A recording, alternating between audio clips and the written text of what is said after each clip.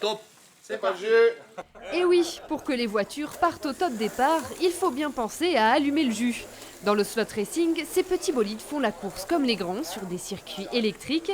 Et lorsqu'on soulève le capot, on retrouve les composants essentiels d'une voiture.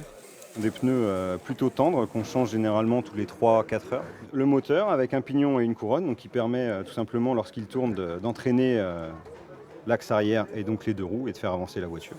Des pièces qui ne sont pas là pour faire joli. Dans chaque équipe, un mécanicien s'occupe de calibrer ces éléments, comme dans une course grandeur nature.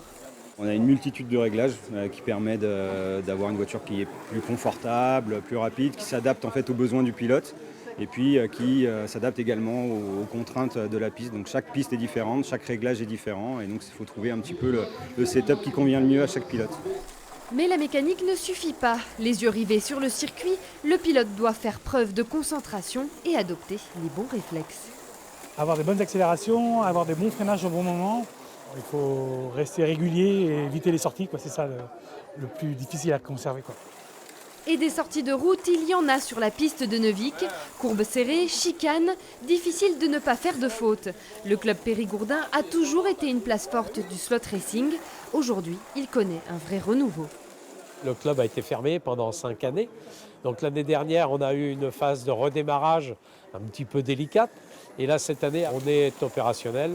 Et d'ailleurs, je vous annonce en même temps que fin juin, on va organiser donc une vraie 24 heures de pilotage.